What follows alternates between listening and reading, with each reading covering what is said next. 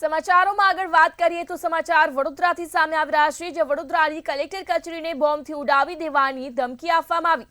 Vadodara collector કચેરીને બોમ્બથી ઉડાવી દેવાની ધમકી મળી, ત્યારે અમદાવાદની શાળાઓ બાદ હવે વડોદરામાં પણ ધમકીભર્યા મેલ આવ્યા।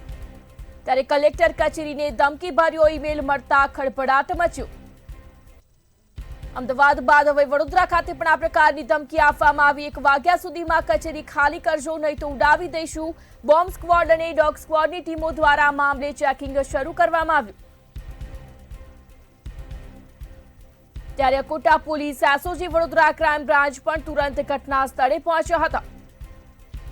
અમદાવાદની શાળાઓ બાદ હવે વડોદરામાં પણ ધમકીભર્યા મેલ આવ્યા।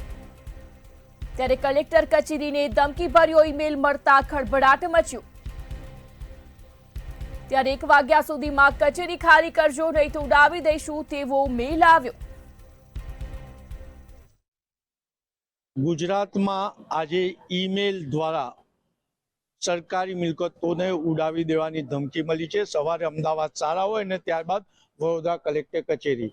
આપ જોઈ શકો છો, સવારે વડોદરા કલેક્ટર કચેરીને એક અનામી ઈમેલ મળ્યો અને તેના દ્વારા જણાવવામાં આવ્યું કે કલેક્ટર કચેરીને બપોરે 12 વાગ્યા સુધીને ખાલી કરાવી દેજો, નહીં તો ઉડાવી દઈશું।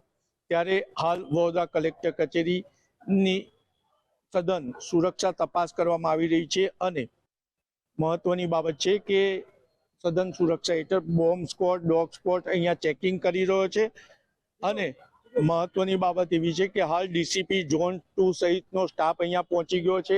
આપણી સાથે લાઈવ કેમેરા પર વાત કરશે DCP zone Manjit Vanjara madam. આપણે મેડમને કહીશું, મેડમ શું કહેશો, કલેક્ટર કચેરીને બોમ્બથી ઉડાવી દેવાની ધમકી મળી છે?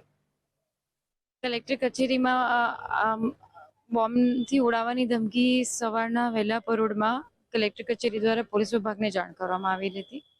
આ મેલ મળતા તરત અમારી 5 અલગ અલગ ટીમો, એસઓજી, ક્રાઇમ બ્રાન્ચ, બીડીડીએસની ટીમ, 2 લોકલ પોલીસની ટીમ સાથે સમગ્ર પ્રિમાઇસીસને અમે ખાલી કરાવડાયેલું। ખાલી કરાવ્યા બાદ ઇન્ડોર અને આઉટડોર જેટલા પણ જગ્યાઓ છે એ બધાની ચકાસણી કરવામાં આવી।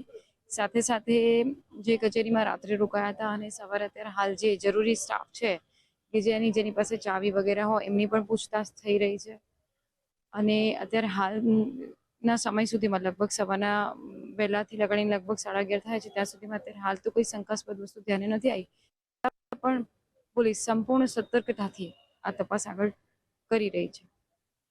જે ઈમેલ આવ્યો છે એ કોના થકી આવ્યો છે? અનામી છે, પ્રાઇવેટ છે, કઈ સંસ્થા તરફથી આવ્યો છે?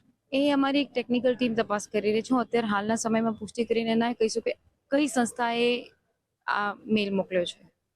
બેન, આ સતત ત્રીજી વખત કલેક્ટર કચેરીને ધમકી મળી રહી છે, તો આની પાછળ કોઈ ષડયંત્ર હોય એવું લાગે છે?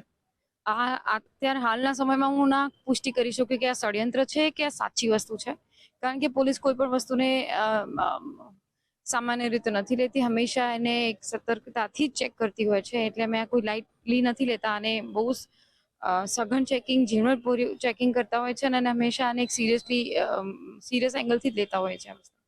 ગંભીરતા સમજીને સવારથી ડીસીપી સહિત ડોગ સ્ક્વોડ, બોમ્બ સ્ક્વોડ અહીંયા હાજર છે।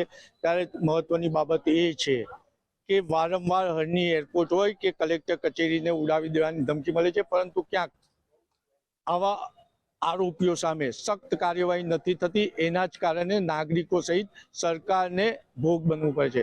કેમેરામેન કેતન સિંધે સાથે નિલેશ બ્રહ્મભટ્ટ, મંતવ્ય ન્યૂઝ, વડોદરા।